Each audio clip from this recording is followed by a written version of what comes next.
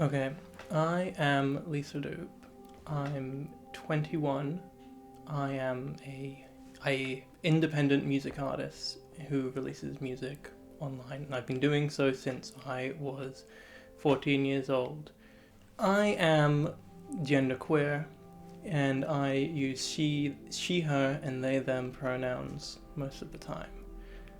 And as a genderqueer woman in, you know, the music industry surrounding I've found it's a really great supportive place for people like me, I think.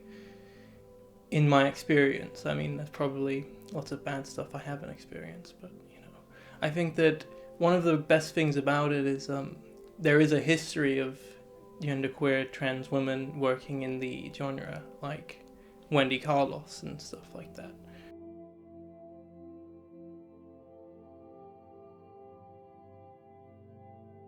There's so much inequality, not just with the sort of behind the scenes stuff that I do on my course and everything.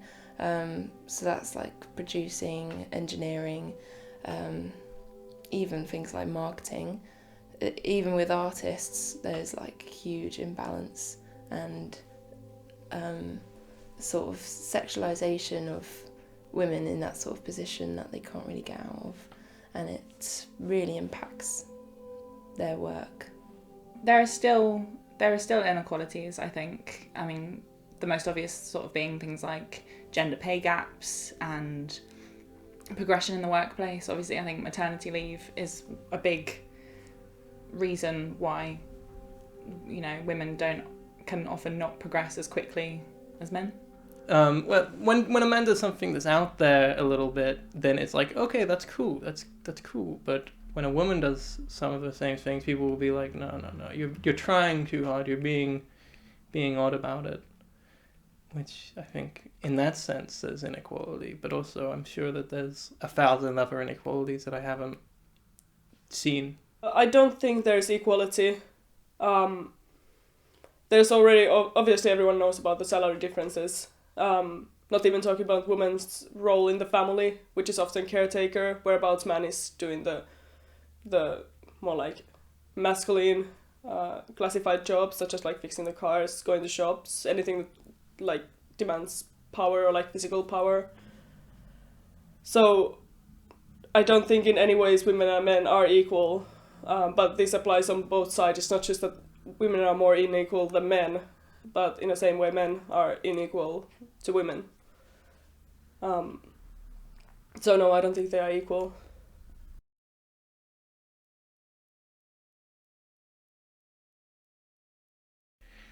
I think the whole press scene needs to change. I think the whole perspective needs to be wiped out from the press.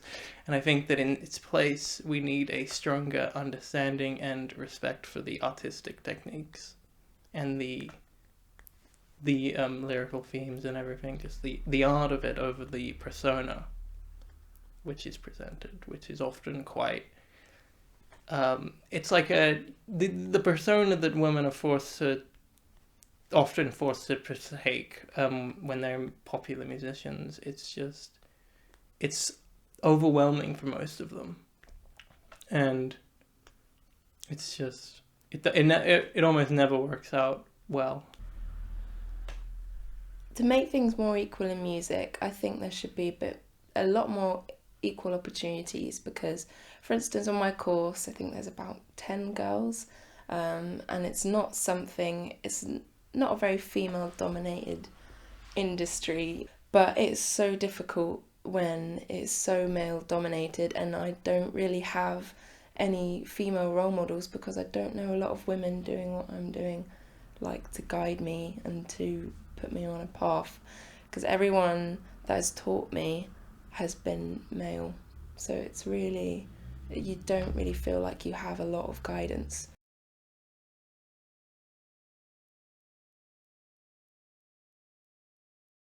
So a huge role model of mine would obviously be my mother. I just always looked up to her. She always provided for my family, and she was a lot more of like she kind of did bring home the bacon more so than my dad when I was growing up. So yeah, I really admired my mum, and she always encouraged me to go in my heart and do whatever I wanted. If there was a hobby I wanted to pursue, or if there was something that I was interested in, she'd always encourage me to go for it and go down the path that I wanted rather than what anyone else would have wanted for me. Probably my mother or my father. Oh, no, my big sister. She's 1.5 years older than me. So I think I always sort of looked up to her, what she's doing and how she's acting and how she's behaving. And that's why I took her as my role model. My role models when I was growing up was hugely David Bowie. But that's a man, of course, but you know, the way that he said you can present yourself differently. You can be not you can be feminine, you can be weird. And I think more being weird is what I want. But yeah, I express that through being a woman, I guess.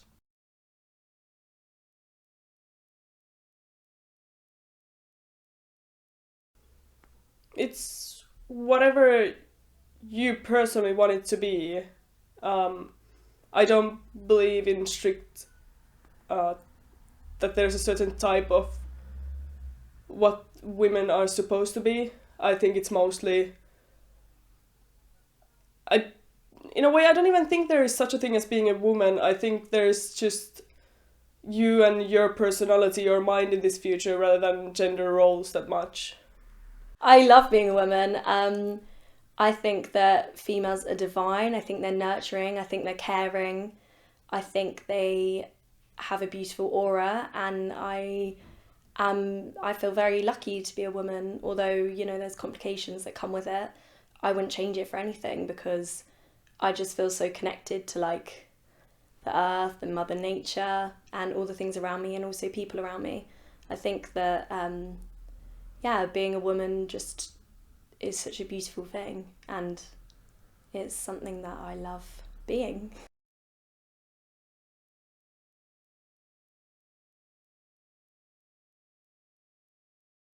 I think the representation of women in television nowadays is definitely a lot more broad. You see lots more things that used to be taboo, I think. An example off the top of my head, like miscarriages and those sorts of issues that perhaps wouldn't have been represented in television before have been. And I think you see a lot more diverse portrayal of women. Women are represented in media in quite many ways. It depends which media platform we're looking at. I think, for example, if we look at like social media platforms or social media overall, women are presented as these flawless creatures with perfect bodies and flawless skin. But then again, for example, if you look at, for example, women in movies, it often tends to be the caretaker role. In certain like action superhero movies, women are presented as prizes, not that much of their own personalities. There's a real acceptance and an ability to be different from what you were, you know, born as, I guess, within music. Like, so many artists have come and been like, well, this is me as an alien, you know, this is me as something else. And music, because it's, especially independent music, it allows you to be something other than, well, I already said other than what you were born as, but it allows you to be anything, because there's no visual medium. You can present yourself anyway within your lyrics and your presentation, and it's really amazing and freeing in that way. And I feel like if I didn't have the ability to take inspiration from people who have presented themselves however they want in music, then I might not have explored gender presentation in the way that I have, and wouldn't be less happy for it. Women in television. So although things are changing, I think they're still very far behind. I think they've still got a long way to go. I think that it's very stereotypical, women in television. I think that you know, if you're blonde and pretty and got a nice body and big boobs, like you're automatically either a bitch or you're just like a symbol for sex. And if you're, you know, if you're a bit of an underdog and you're a little bit like on the larger side of, you know, physicality, and you're not as stereotypically, you know, pretty, then you're just put down to your intelligence. It's not really like, it's kind of like you can't be pretty and clever, and you can't be not pretty and sexy, if that makes sense. I don't know, I think that women in television are put into boxes dependent on their looks, and obviously that I don't think that's fair at all, and I think it's, you know, obviously as a male dominated industry, there are things to look at within that which kind of point towards who and where that's coming from. So I think women in television are represented stereotypically based upon their appearance.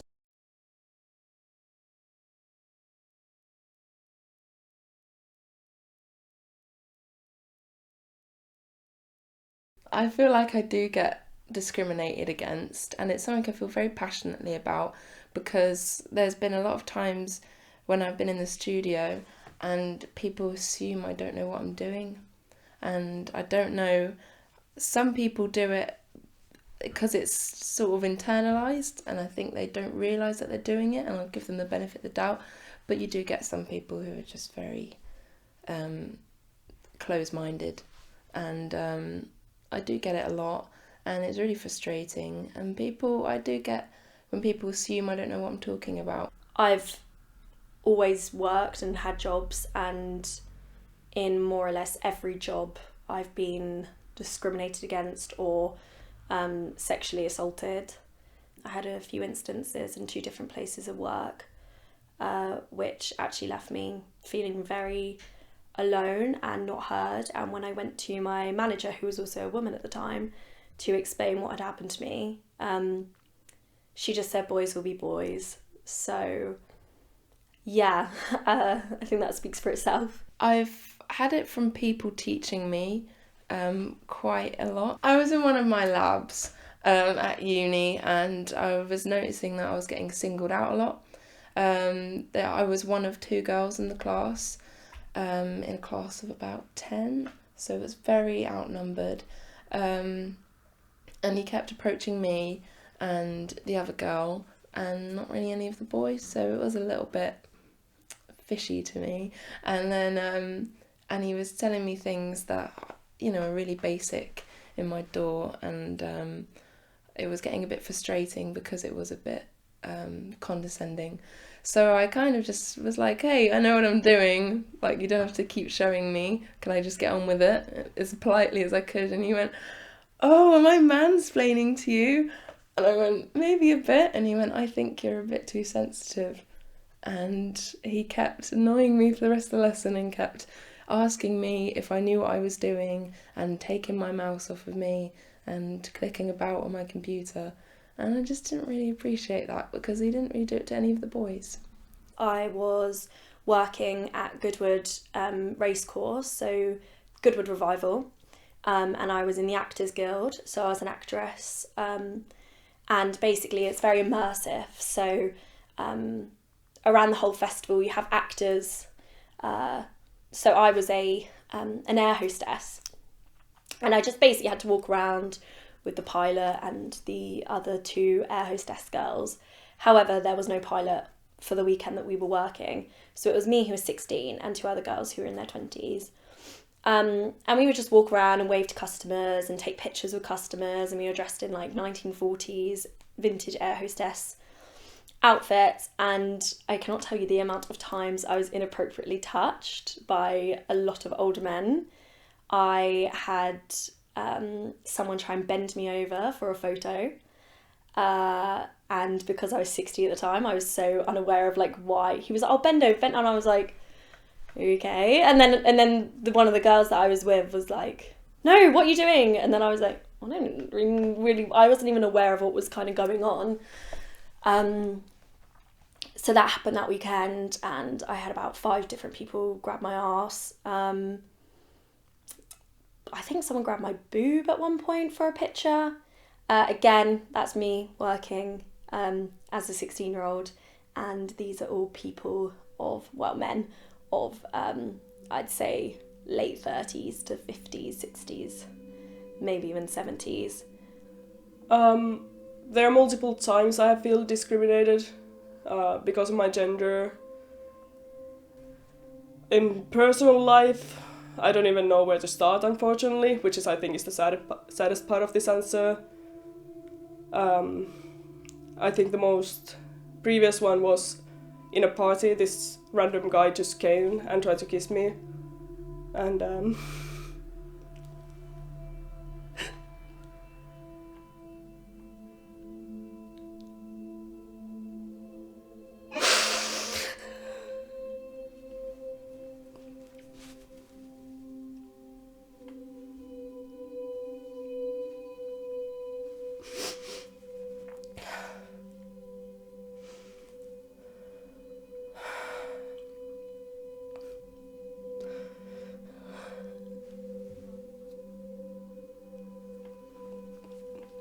sorry, I need to get myself back together.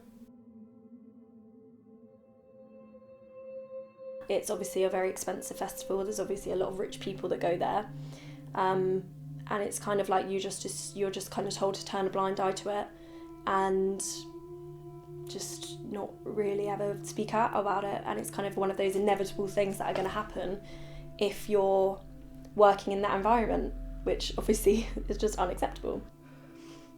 I accepted the situation and laughed, as women are supposed to.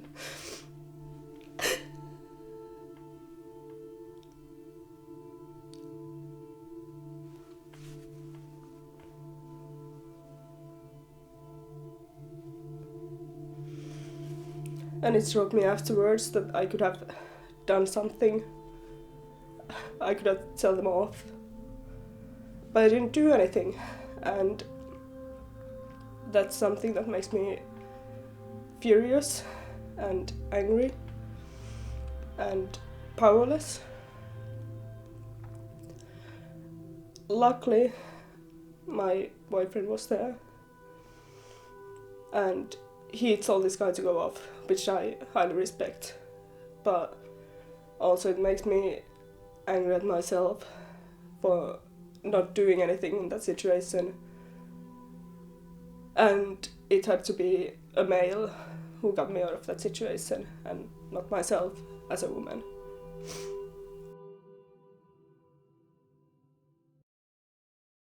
I work hard to know what I do know, so I think I try not to let it get me down, but it is very frustrating. And then if I try and say, actually, I do know what I'm talking about, then I come across as if I'm being pushy or rude or,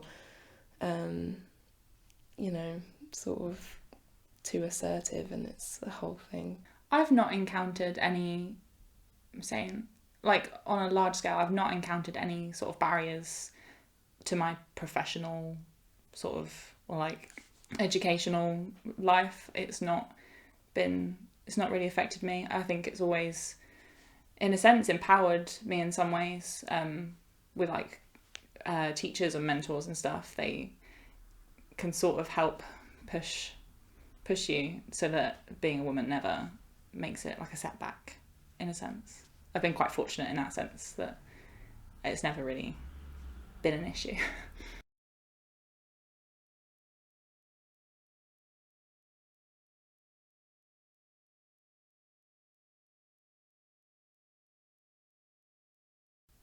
For myself, for who I am, also that I took no bullshit from anyone. Yeah, in a good ways, in respectful ways, but I want to be remembered as fearless, and just that I live to be myself and no one else, because that's the best I can do. So I would love to make documentaries. I would love to present documentaries and direct them. And I would just like to be known for having a kind heart and a good aura around me and a good energy. I think that it's important to put the best version of yourself out there, and you never know what sort of day someone's having. So I think it's very important to always, give the energy that you can give to others in its best possible form. If I want a career in TV and I want it to be genuine and people to relate to me, then I would like to inspire that, and also inspire obviously young girls who want to follow the same footsteps that I want to follow, for those that influence me. My sort of legacy in TV, it would be great to just be putting out sort of positive content. I consume a lot of TV purely for like entertainment purposes, and the sort of like sit down at the end of the day, wind down to something funny, something feel good basically. I'd love to be making that sort of content and be that like source of comfort for people. Yeah. Well, I want to be known as someone who did a lot of great music for a very small amount of people. I want music that I want to be known. Yeah, I want to have a large back catalogue that very few people enjoy, basically speaking. And, also as, of course, empowering voice for trans people and women in general. I would like to have an impact in the way things sort of work in the music industry, because there is a big imbalance and people aren't getting paid enough and people aren't getting recognised, and people are getting, women are getting sexualised, and it's wrong. And if I could do anything, I'd like to change that and do something about that and sort of educate people, because no one really realises it. People just kind of assume nothing's wrong unless you really dig deep and you really look into all these statistics and you listen to the songs that they're writing, you listen to what they're saying, and then I think people need to know more about that. So educate people and do something about it. The end.